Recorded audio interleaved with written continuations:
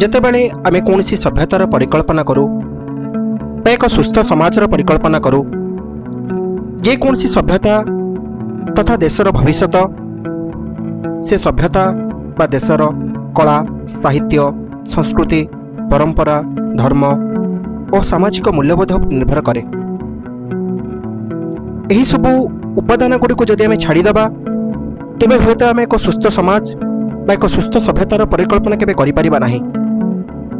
ପୃଥିବୀ ପୃଷ୍ଠରେ ଅନେକ ସଭ୍ୟତା ଗଢ଼ି ଉଠିଛି ଏବଂ ସମୟର କାଳଚକ୍ରରେ ନିଜ ଅସ୍ତିତ୍ୱ ହରାଇଛନ୍ତି।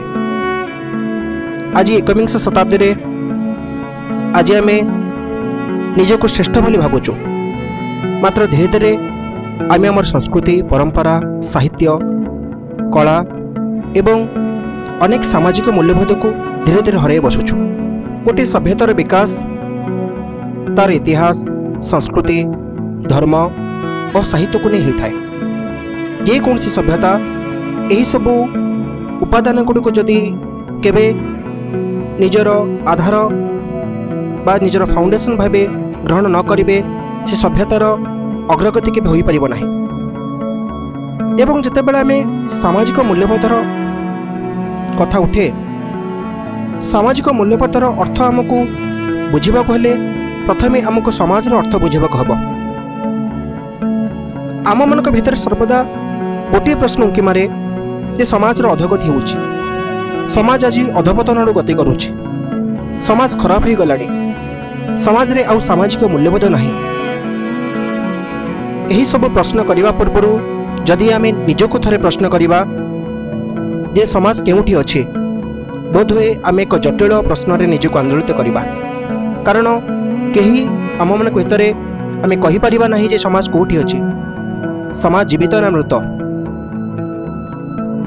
ଏକ ତାର୍କିକ ଦୃଷ୍ଟିକୋଣରୁ ଯଦି ଆମେ ଦେଖିବା, ସମାଜ ହେଉଛି ଏକ ନିର୍ଜୀବ ବସ୍ତୁର ସମାହାର। ସମାଜକୁ ଜୀବିତ କରୁଛନ୍ତି ଆମେମାନେ। ଯଦି ଆମେ ଏକ ବାସ୍ତବିକ ଜ୍ଞାନର ପରିଭାଷାକୁ ନେଇ ଏହାକୁ ଏକ ତାର୍କିକ ଦୃଷ୍ଟିକୋଣରୁ ଅଧ୍ୟୟନ କରିବା, ମାନବ ହେଉଛି ଈଶ୍ୱରଙ୍କ ସୃଷ୍ଟିର ସବୁଠୁ ଶ୍ରେଷ୍ଠ ଉପାଦାନ ଏବଂ ଏହି ମାନବ ଜାତି ହିଁ ସମାଜକୁ ଜୀବନ ଦେଇଥାଏ। ଏବଂ ଆମମାନଙ୍କୁ ନେଇ ଏ ସମାଜରେ ଆମେମାନେ ହିଁ ରହୁଛନ୍ତି। ସମାଜର ଅଧୋଗତି ଅର୍ଥ ଆମମାନଙ୍କର ସାମାଜିକ ମୂଲ୍ୟବୋଧର ଅଧୋଗତି। ତେଣୁ ବାସ୍ତବରେ ଆମକୁ ଭାବିବାକୁ ହେବ ଯେ ଯେତେବେଳେ ଆମେ କହୁଛନ୍ତି ସମାଜ ଆଜି ଖରାପ ହୋଇଗଲାଣି, ସମାଜର ଅଧପତନ ଘଟିଅଛି, ଏହାର ଅର୍ଥ ହେଉଛି ଆମମାନଙ୍କ ଭିତରେ ଥିବା ଆମର ସାମାଜିକ ମୂଲ୍ୟବୋଧ, ଆମର କର୍ତ୍ତବ୍ୟ ଇତ୍ୟାଦିରେ ବହୁତ ପରିବର୍ତ୍ତନ ଘଟିଛି। ଈଶ୍ୱରଙ୍କ ସୃଷ୍ଟିର ଶ୍ରେଷ୍ଠ ଅବଦାନ ହୋଇଥିଲେ ମଧ୍ୟ ଆମେ ଆଜି ନିଜର ସାମାଜିକ ମୂଲ୍ୟବୋଧକୁ ସମ୍ପୂର୍ଣ୍ଣ ଭାବେ ଭୁଲି ଯାଇଛନ୍ତି। ମଣିଷମାନଙ୍କର ଅଧୋଗତି ହେବା ସହିତ ସମାଜରେ ଅନେକ ପ୍ରକାର ସାମାଜିକ କ୍ଷତି ବା ସାମାଜିକ ବିଶୃଙ୍ଖଳା ଦେଖାଯାଏ। ଧର୍ମ ନାଁରେ ଅନେକ ପ୍ରକାର ହିଂସା ଆଜି ଘଟୁଅଛି। ତେଣୁ ଆମେ କହିପାରିବା ପ୍ରତ୍ୟେକ ବ୍ୟକ୍ତି ନିଜ ବ୍ୟକ୍ତିତ୍ୱର ଶ୍ରେଷ୍ଠ ପରିଚୟ ପ୍ରଦାନ କରନ୍ତୁ ଏବଂ ଏହି ଶ୍ରେଷ୍ଠ ପରିଚୟ ପ୍ରଦାନ କରିବା ସହିତ ନିଜ ସାମାଜିକ ମୂଲ୍ୟବୋଧର, ନିଜ ପରିଚୟର ଶ୍ରେଷ୍ଠ ରୂପାନ୍ତରଣ ଦିଅନ୍ତୁ। ଆମେ ଯଦି ଆମ ଇତିହାସକୁ ଅନୁଧ୍ୟାନ କରିବା, ତେବେ ଆମ ସମାଜକୁ ଆମେ ଏକ ଶ୍ରେଷ୍ଠ ସ୍ଥାନକୁ ଦେଇପାରିବା। ଗୋଟିଏ ସଭ୍ୟତାର ବିକାଶ ଓ ଅଧପତନ ତାର ଇତିହାସ ଉପରେ ନିର୍ଭର କରେ। ଇତିହାସ ଆମକୁ ଅତୀତରେ ଘଟିଥିବା ଭୁଲକୁ ଆଉ ପୁନରାବୃତ୍ତି ନ କରିବା ପାଇଁ ବିଭିନ୍ନ ମୌକା ଦେଇଥାଏ।